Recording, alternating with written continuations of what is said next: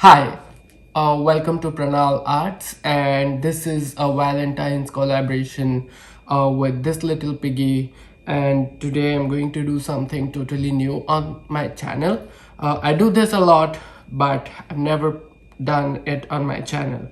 So today I'm going to pour a resin cheese board, which is this one.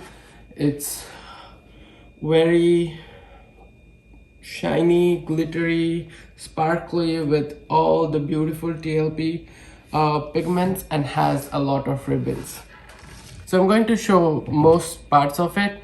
It's only the part of ribbons which I'm going to skip because that I teach in my ribbons course on my website. If you would like to sign up for the course, the link is in the description below. But with that, I wanted to start with some basics for resin. So always follow the manufacturer's recommendations for resin mixing. All resins are different. Some are 2-to-1, some are 1-to-1, and you need to get used to your type of resin or your brand of resin. So each brand is different. Some are 2-to-1, some are 1-to-1, and just mix it accordingly.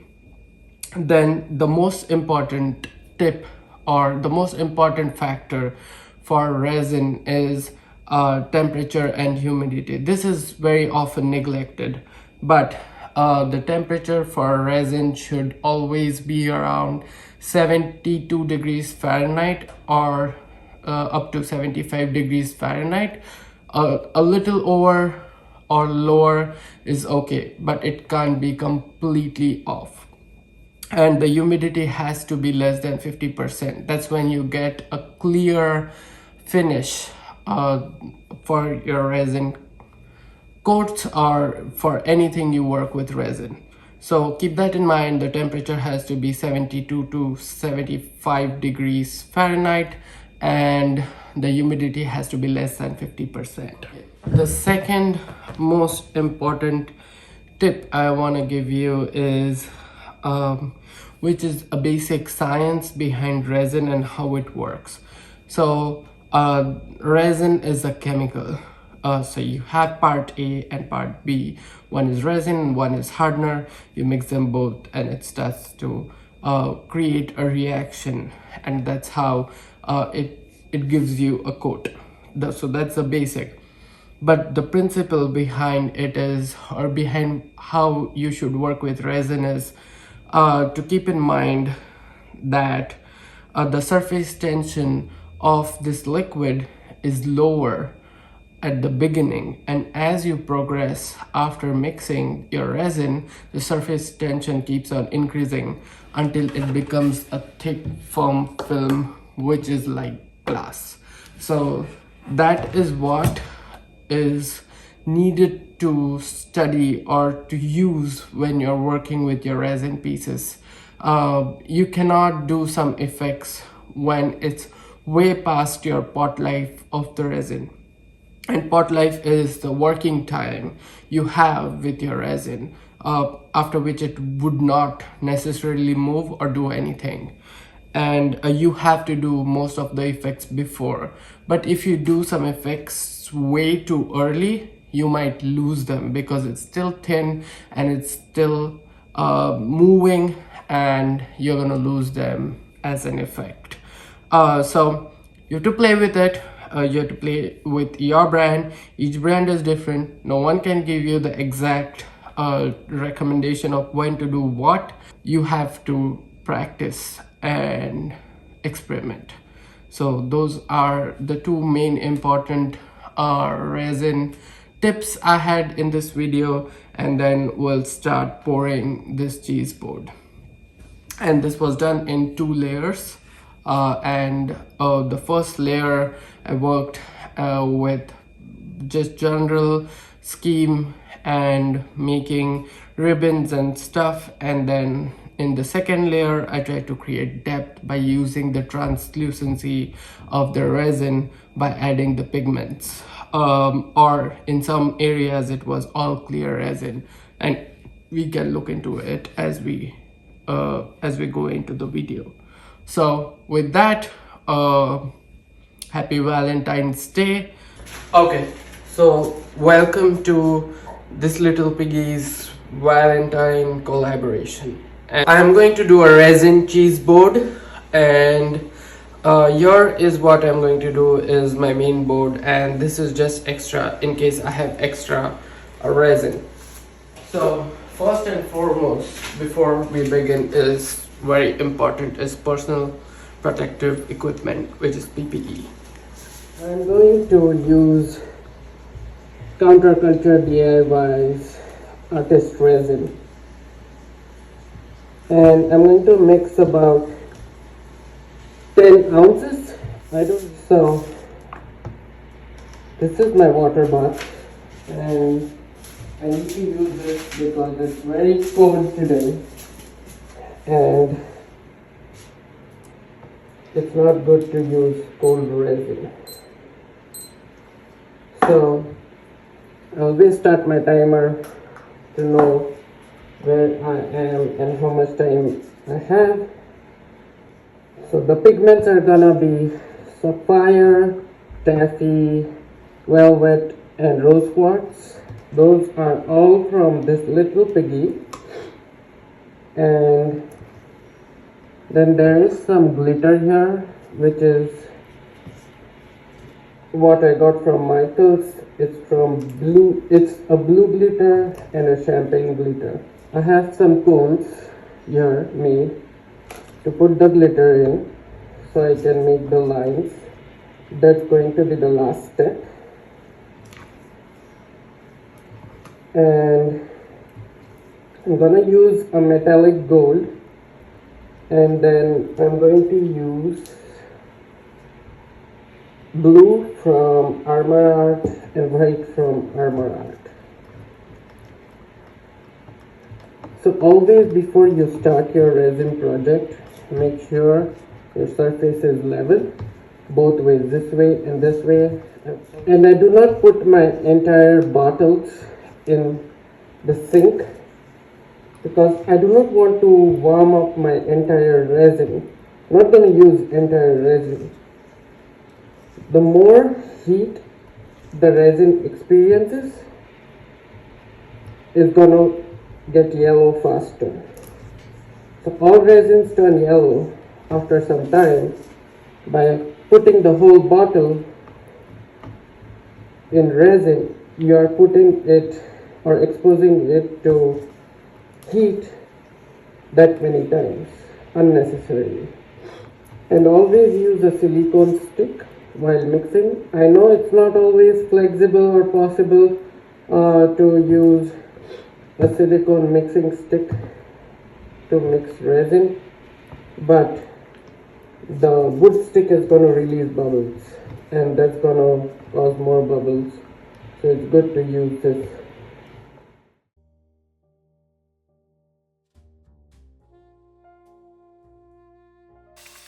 And let me add another drop of black, or I'm going to use another cup and make a shade of darker blue. Okay, since I added that much, I'm going to add a little bit more resin. You don't want your pigments to be more than 5%, actually 10, but just to be safe, say 5. Okay, this is Sapphire.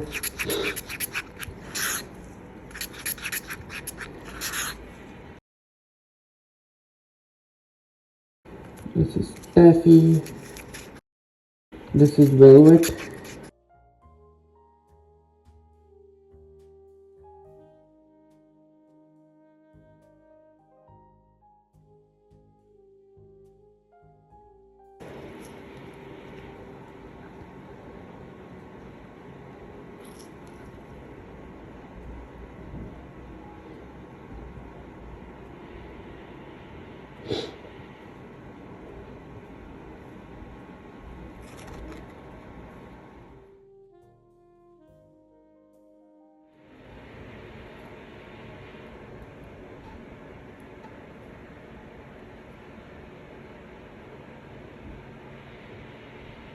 And I just start by adding lines like that, and then I'm going to add my shades of blue next to that line.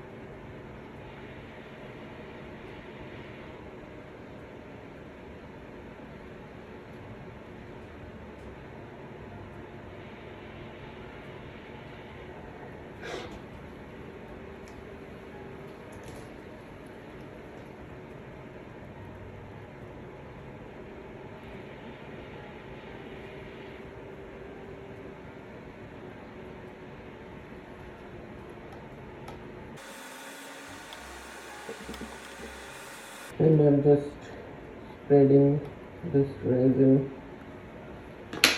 and now I'm going to add sapphire next to this.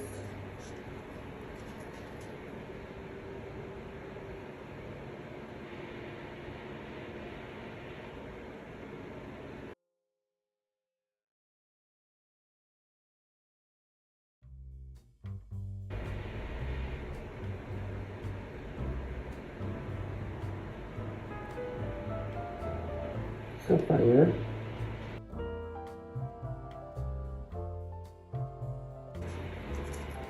some taffy,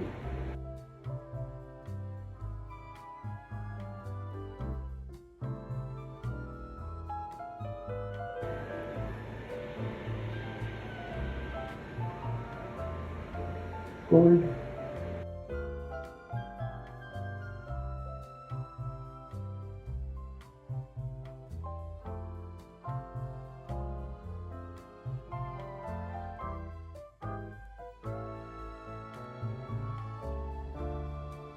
and just finish up with this darker blue.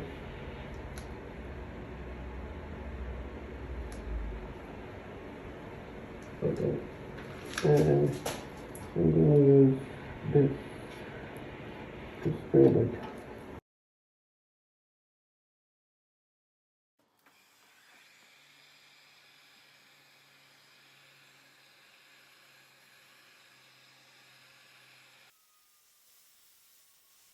Okay, now I'm going to add a little bit clear here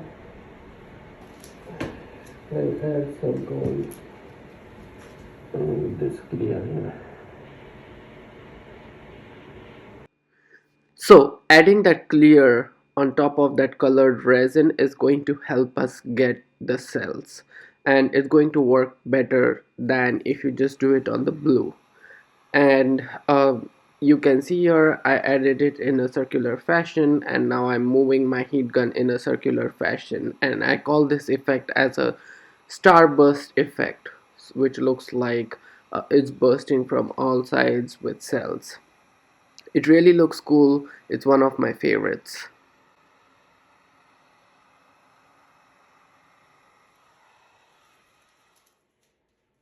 So the cells are starting to pop there.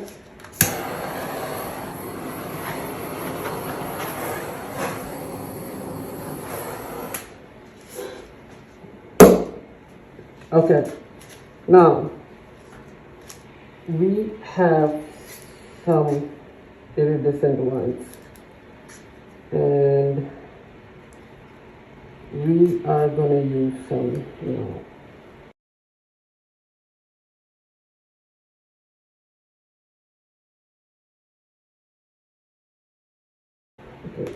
some darker blue. I added darker blue here because velvet and rose quartz are iridescent colors and they're going to pop better on a darker background. So that is why I'm using the dark blue here.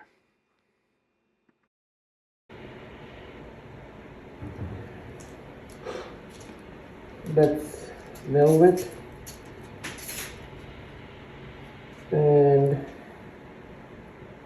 some rose quartz.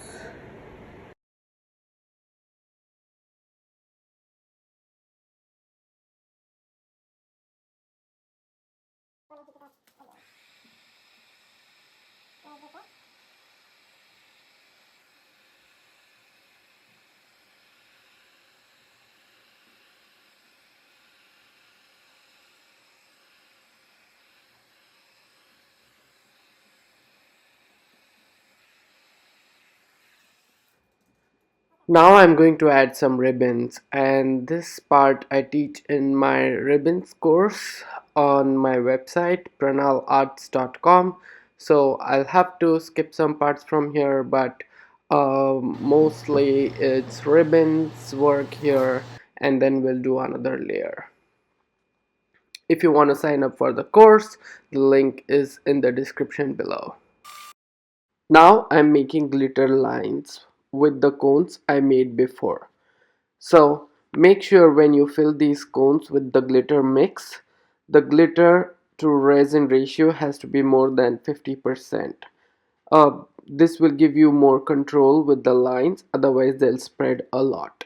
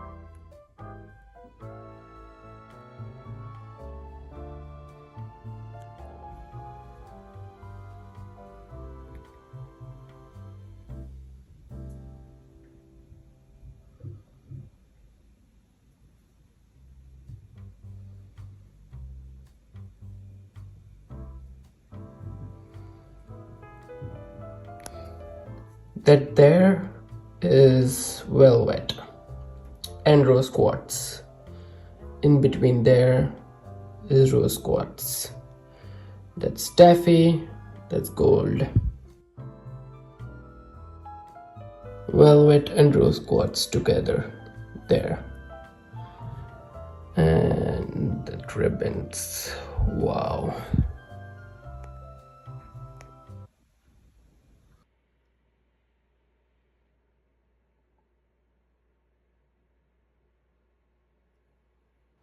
So this is a second layer, and I'm adding a depth to this piece because I feel like you can use resin's transparency and translucency to get some really good effects. Some effects from underneath and some from above. It really looks and gives a different perspective to it. I also wanted to add some more contrast or more white, which I was hoping that more white will show up in the ribbons, but it didn't. So I'm going to work with it and add a little more contrast with white.